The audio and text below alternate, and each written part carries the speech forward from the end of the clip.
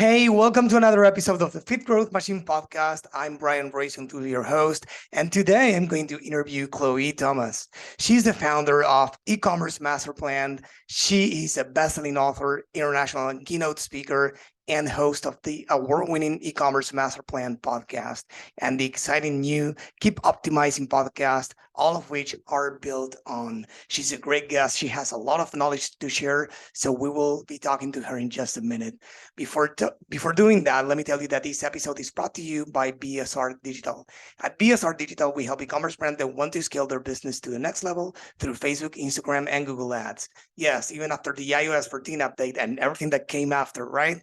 Now more than ever, we understand that it's really important to level up the marketing and design a solid strategy, as what used to work doesn't anymore. So if your e-commerce brand lacks a solid plan and professional team to increase sales, we can help the same way we have helped more than 1,000 brands like yours for over a decade. To learn more, you can visit us at bsrdigital.com, and you can also email us at hello@bsrdigital.com.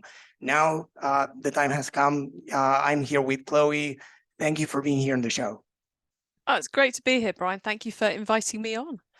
Yeah, it's my pleasure. I know you're really experienced, so I would love you to tell the audience more about your story. Well, I've been in marketing for over 20 years now, which is kind of mad. It started off in banking, so my e-commerce tenure is not quite 20 years yet, but we're fast approaching it. And I started off working client side in e-commerce, working for a multi-channel retailer back in the early 2000s, which if you think it's hard now, it was really hard back then. We had, physical stores, we had an online site and a mail order catalog. So an attribution nightmare, but a lot of fun, and I learned an awful lot. Then I became head of e-commerce for a group of mail order brands, which was like being the kid in the sweet shop. Very cool times. That became a marketing agency that I ran for 10 years. And I sold that a few years ago. And since then, I've been lucky enough to basically speak and think and write on the subject of e-commerce. So I get to interview over 100 people every year now on the subject of marketing, the subject of e-commerce. And I try and distill all of that and everything else I learned to create things which will help those of you who are trying to grow and survive, quite frankly, at the moment in the world of e-commerce, to do it more easily. That's my aim. Wow. Congrats on the 20 years and on your career. It's awesome, because now I think it's easier than before to say that we are working in e-commerce and we are helping brands. Not that today is easy, but probably it's easier than before, right? So when it started, there were like many of the tools or platforms we know today, or the same form of advertising didn't exist back then, right? So how did you pull it off? How did you do it? Even if it's almost 20 years in e-commerce, not even 10 years ago, things were the same. So how do you pull it off almost 20 years ago? Well, the interesting thing is, we were trying to do all the same things that people are trying to do today, basically, but the technology made it really, really hard. So, we are the first company I did e-commerce with. The server for the website was in the office. So at Christmas time, most of the staff weren't allowed to use email, because if they were using email, it slowed down the website. And this was a company that had over 100 physical stores on high streets throughout the UK. We were not a small operation. So yeah, the tech was more difficult. The tech was insanely expensive. Trying to create an email welcome campaign, you'd spend time briefing it. You'd then have to wait and see what the cost was going to be, and it was going to be in the thousands. And these days you can do it all for free. So, on many platforms, or not for a lot of cost, you can just sit down and create it in an afternoon. So we're still trying to do the same things as we were trying to do back then, but the technology has now made it easier. The downside of the technology making it easier is that the barriers to entry that existed have fallen through the floor. Anyone can set up an e-commerce business in 24 hours, probably less than that if they want to. So the competition levels have gone up, which means consumers have got more places they could buy. They're seeing more things in their inbox, more things on SEO. They are seeing more things on their social, and there's more people competing for the ad spend. So it's kind of bits have got easier, bits have got harder. And it's, you know, when I started, Google Ads was just starting. You know, you could rank for great keywords on SEO by changing the title tags of images. It was an amazing time, but you know, it's still amazing now, just in different ways, really. Yeah. So one thing that I'm thinking, about something you said, that I just wanted to ask you a follow-up question on that. You said that, in the early days, let's say, or like almost 20 years ago, the technology wasn't there. So you needed to spend a lot of time, let's say offline, thinking, doing brainstorming, creating, or thinking the message, doing research. And then there was an expensive and, let's say, more complicated process than today's, right? To pull it off. I mean, advertising campaign or something, probably TV or something like that, right? Today, there are no entry barriers, as you said, right? More or less. Yeah.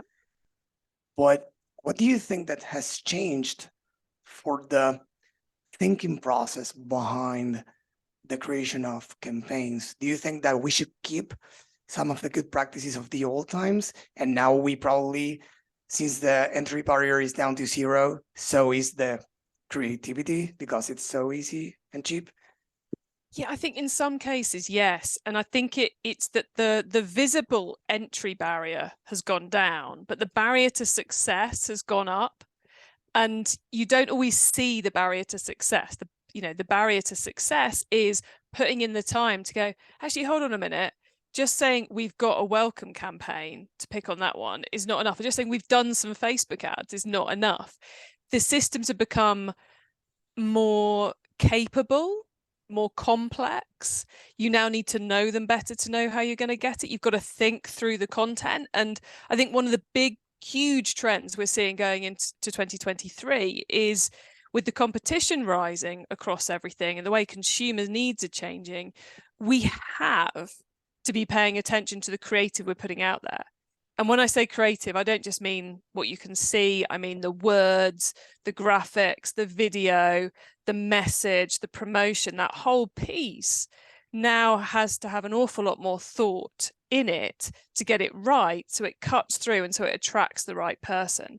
And that's kind of like the invisible barrier to success, is doing that. Because you can say, well, we're still doing all the things those successful people are doing. We're ticking the box with Facebook ads, we're ticking the box with email, we're ticking the box with SEO. But if you haven't upped the creative game, up the storytelling, up the branding, you're gonna fail. So that was I totally missed your question there, Brian. So yes, we should still be spending that offline thinking time to make sure what we're doing is actually worthwhile, and then doing the thing which throughout the last 20 years we've all been terrible at. Almost all of us, I should caveat, has been terrible at, which is to actually optimize the stuff we've put live. Yeah, I was saying that because you said something interesting at the beginning of the conversation, which was that, the technology changed, but not the essentials, not the practices probably, or not like, and that's probably what we're missing. I come from a computer science background, and we are actually taught at university how to ask questions, how to analyze requirements, how to put together scope and projects and diagrams, flow diagrams, and many others for building systems, and that takes time, and we don't start coding right away, right? This is the same thing. I tell my team all the time, it's like, we cannot receive a requirement and go like start coding, which in your case is creating campaigns, or is like, what are we creating? What's the game plan? What's what are the parameters of success? What are the numbers? I say that this is a numbers game, right? For the brand that we work with. In this case, e-commerce brands listening or watching this video is like, if you don't understand your numbers, that's a huge problem. Do you see this as a common or issue among e-commerce brands? Do they know their numbers typically? Massively so. I mean, the number one bugbear I've had throughout my career is people not optimizing their activity. And the reason they don't optimize is because they don't understand the numbers and they don't have an objective. They don't know what they're trying to achieve. And for anyone listening, I ran a Google Ads agency for 10 years. So I've seen a lot of very badly optimized stuff over the years, put live and not touched for a year. Terrible, terrible waste of money and opportunity. But yeah, I think people get very tied up in trying to understand what numbers they should actually care about. And it's interesting on the numbers front. We're seeing a bit of a shift in trend at the moment to people getting excited about this newfangled thing called customer lifetime value. Whether you used to call that CLV or LTV. It's like this new crazy idea. It's like, no, it's incredibly hard to calculate, and it's a great theory that we should be thinking about. And then you kind of get into this world of attribution as well, which since I started working in e-commerce in a mail order business that sends stuff through the post to make you order things. Attribution has been a major challenge in my career, the whole of my existence. I've sat in rooms where people have debated endlessly the ways in which you could try to attribute your sales. And there's lots of people, finally, after 20 years, there are some amazing agencies, some amazing brains doing some very, very clever stuff with attribution. However, you've got to be doing probably 10 million a year before it's worth spending time worrying about attribution, right? You don't have enough data to analyze it properly. You've got so many better things to do. Sorry, I'm starting to rant, but no. It's really on point. Yeah. So frustrating. Yeah, don't get me started on attribution. It's 10 hours and hours. I feel you. I mean, I think that I always say the same example. Right? It's like if someone, I don't know, my wife told me, Brian, you should watch this movie. And then my father told me the same. And then my brother told me the same. And after a week who told me to watch the movie? Like all of them did. But yeah, somebody told you 7 days ago, the other one 3 days ago, the other one yesterday. Yeah, probably got the final reminder yesterday and said, hey, I'm going to do it, 3 people. But that's it. It was like 1, 2, 3 people told me. So probably the third is like, okay, if 3 people told me to watch the movie, I will, right? I know it's way more complicated than this, but I find it a simple way to illustrate that. And it's like nobody's responsible for that. I mean, uniquely, there's no one responsible for that. All of them take part. And I think that I completely agree. And I'm happy you said that with what you said. I really agree because it seems like everyone is putting their efforts towards, understanding attribution, which they should understand, but they are missing on many other things they should be doing. For example, customer experience, right? What we are talking with brands in this podcast is that they don't need to, people don't buy products anymore. They buy experiences, right? They buy from brands that stand for something. They want to be associated to, the experience of buying from that brand. So what's your take on that for 2023, for example? Well, I'm going to add 2 things to what you just said, and then I'll give you my take on customer experience. So the first one was when people go all in or start going all in on attribution, they only seem to worry about channel, and they forget about the fact that, going back to your movie example, your dad might have said this actor's in it, and that's the reason why you finally watch it, whilst your wife said it's got a really cool twist. And you don't care as much about the twist, you care about the actor. So the message tends to be completely ignored. Yeah, and then the other thing on the attribution is, what I would do on attribution is I would make sure I have my tracking set up so I could at least see what's going on. And then with my paid channels, I would get them properly tracking so I can see what's led to it. And I would set up in my success factors, so what my ROAS needs to be, my cost per acquisition, whatever it is. Within that, I would factor in whatever level of overlap I think I've got. So I'm not totally ignoring attribution. I'm just making it easy, because otherwise it gets way too complicated. Because you should be spending your time on customer experience. To come back to your question, Ryan. Before going there, one small thing I want to say is that some clients we work with and some people we interviewed in the podcast, they have implemented some post-purchase survey. So they attribute I mean, asking, for example, how did you know us and blah, blah, how do you find out? And they don't attribute like 100% of accuracy to that, right? Some people say they check the first box they see, right? Or say, oh, a friend, whatever. But they do attribute a percentage of, people are telling us, where they hear about us, or they heard about us. So that's something that they value. Have you ever done it or heard people that have done it effectively? I think it's an interesting thing to have running on the basis that if you're asking the customer's opinion, they appreciate the fact you're asking the opinion. Do not ask it before checkout. Anyone who's doing that, turn it off right now. I know some of you still are, because that's just terrible. But yeah, it's a good way to start getting, showing the consumer you want to listen to them. So that it's not a bad thing to ask from in that perspective. I would monitor it, but I'd also be aware that there is a fundamental gap between what people remember and what they say they do and what they actually do. So, if you've invested a huge amount of money in, like, there's a brand called Sheets and Giggles in the States who have got this kind of crazy advertising strategy of they're advertising and they're sponsoring a podcast about basketball. I probably picked the wrong sport, but we'll say it's basketball for the purposes of me not spending forever trying to remember what it is. Now, they might have in that drop down basketball podcast because that's notoriously hard to track and is an important part of their marketing spend. But if you're not spending any money on, I don't know, Reddit, don't have it as an option because it's not giving you useful information. So take it with a pinch of salt, can be useful. And the mere act of asking is a good idea. Yeah.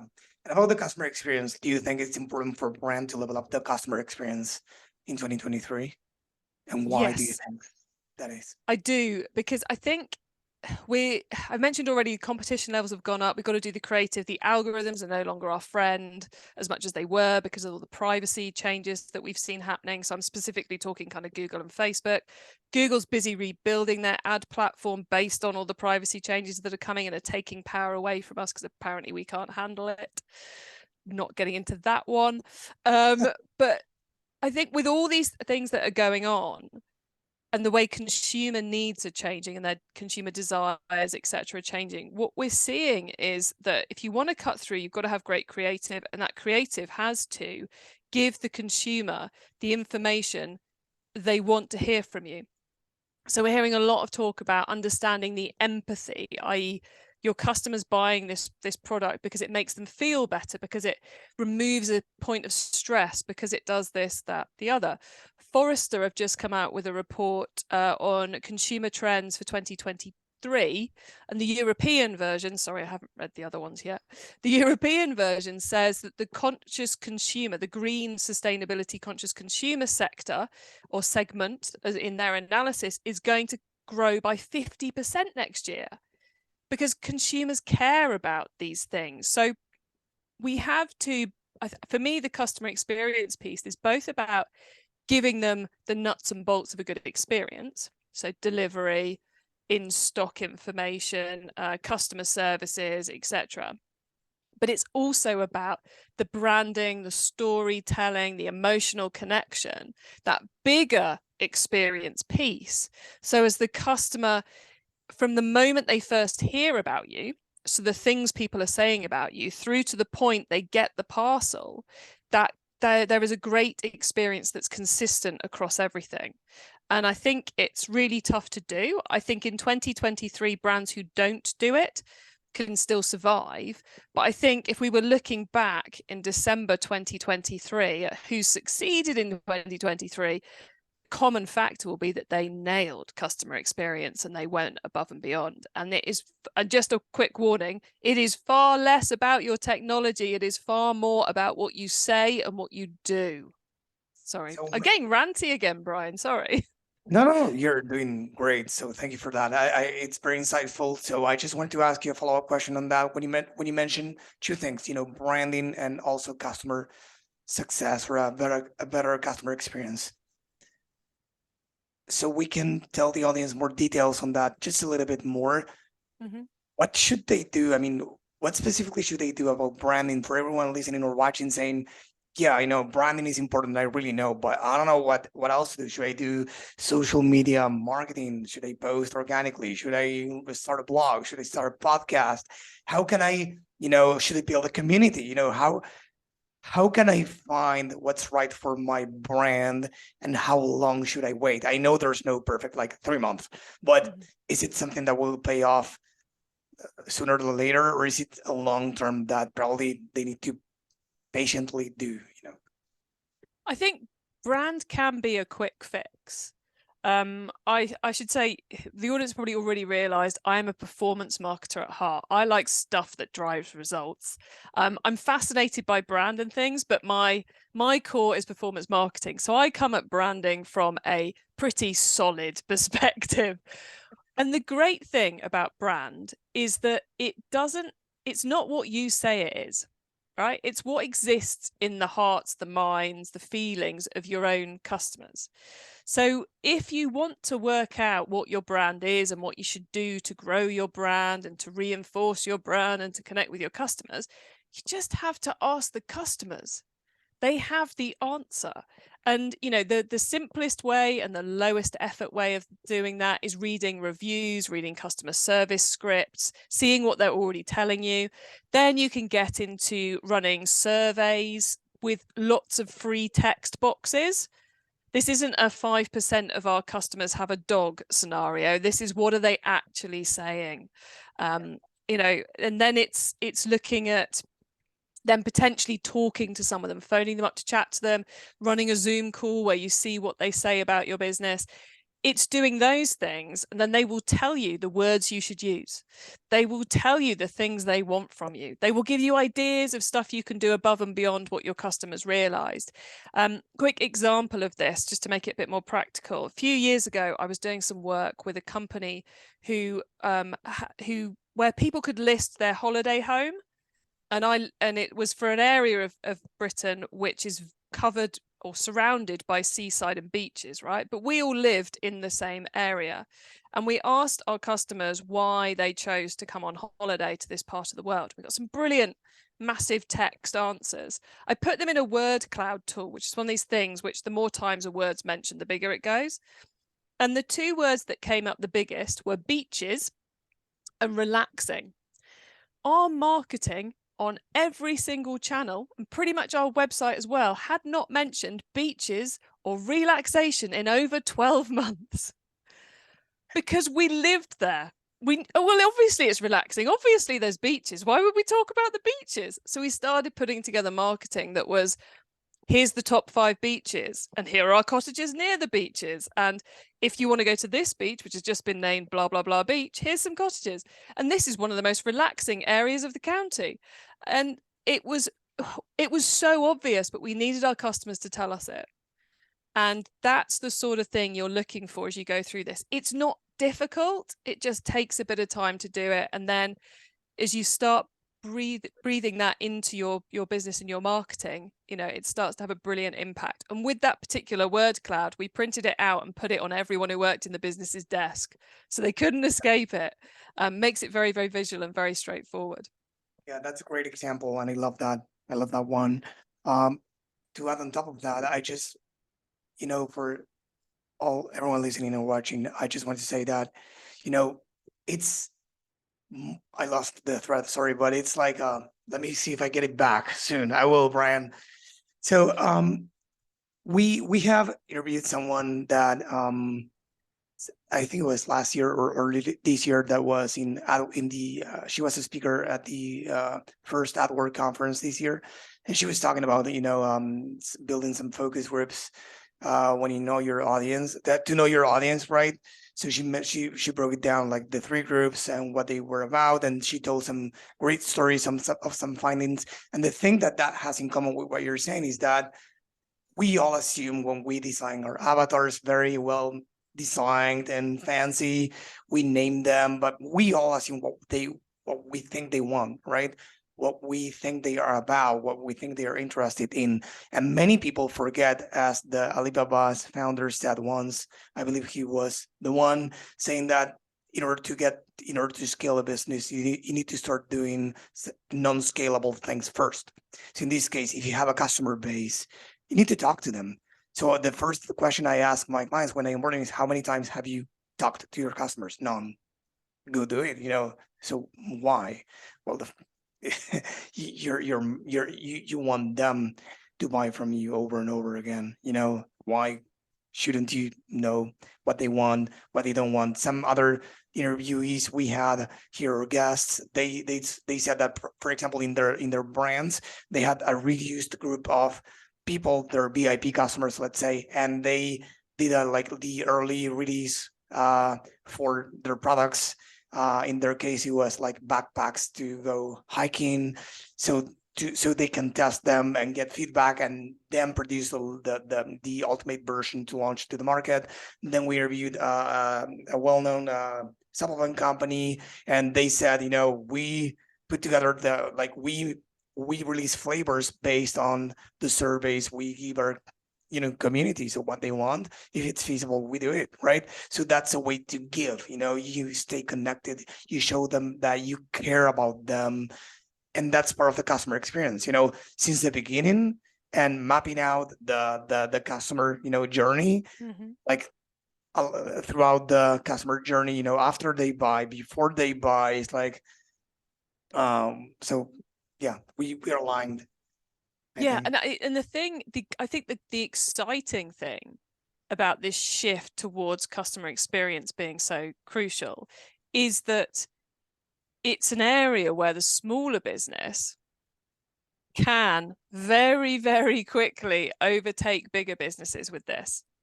Because you're flexible, you're able to change things, you're able to listen to this and then go, actually, scratch the afternoon, let's go read some customer service transcripts. Let's put a survey live next week. Whereas bigger companies, that just can't do it that quickly. And you're probably in a room where you can shout at everyone in the company. So you can go, oh, by the way, everyone cares about beaches. We should probably talk about them. It's an area where smaller businesses are much better placed to change this quickly than bigger businesses, which is why I think 2023 is going to be such a fascinating year in the industry. Yeah, and going back for a sec to what you were saying before about the need of building a brand. I think I don't know if there was an exception, but it's something that I think that it helped and hurt the e-commerce space at the same time, which was COVID, right? I know we're all tired about talking about COVID, but one thing about what you say is that COVID made like a special ecosystem that couldn't have existed if it wasn't for it, right? So it made it like even lower the entry barrier for many people that was probably laid off, or they wanted to start on their own or create a brand. So probably was easier for them at the time of another boom for e-commerce, the way I see it, at least, right? And many people creating a brand, a Shopify, not a brand, but a Shopify store, and getting products, sometimes drop shipping stores, and they got a lot of sales. And now after late 2021 and this year after COVID, probably the COVID effect is gone, recession hit, and supply chain issues still there for many brands. It's like, okay, sales are dropping. I don't know what's going on. Well, it's because this process didn't require, let's say, for you to build a brand in order to succeed, but now you do. But there was like that parenthesis, let's say, between pre-COVID and after COVID that made it easy again for people to succeed without a brand, right? Yeah, it's interesting. I haven't yet seen any stats to say that the number of stores has dropped. I think people are possibly putting less, a lot of those who started or who had businesses elsewhere that they started selling online have possibly taken the foot off the gas with their e-commerce side of things. But I haven't seen much about, lots of small stores closing down again. So it's a hard one to get to grips with how many of them are still around, but it's definitely pushed the competition levels up because, pre-Christmas in the UK, we had Primark, one of our big kind of fast fashion-y retailers who'd diligently never had an e-commerce store. In late 2022, they put a click and collect option live that crashed the day it went live because so many people wanted to buy from it. And we had a lot of that happening over the pandemic. of businesses starting to trade online for the first time who are finding their way and still, and still there. So though the increased competition levels mean we have to do that bit more. And one of the other things I'm seeing for 2023 and beyond that feeds in very much into this customer experience piece is you can't be a one traffic source wonder anymore. Would you agree with this, Brian? We are not going to be totally. seeing the I got to £1 billion on with Facebook ads stories. They ain't going to be happening. You've got to be doing a mix of marketing and you've got to be doing it well. And that's part of that customer experience piece. I totally agree. And it's important. I mean, at least for the clients we work with, it's important to implement those middlemen, like those tools, like our attribution tools, even if it's Google Analytics or if it's Triple Whale, Hyros, or any, I don't know, Rockerbox, Northbeam, any other that you choose. But at least to talking about attribution again, is like, finding probably many stats that don't depend on one, because I mean, I don't know if you agree with this, but if you look at Shopify data, everything comes from organic direct. Like if you take a look at Google Analytics, and let's say it's well configured, it all comes from Google related products. But if you take a look at some other third party, it's not, again, 100% accuracy, because I think there's no such thing, right?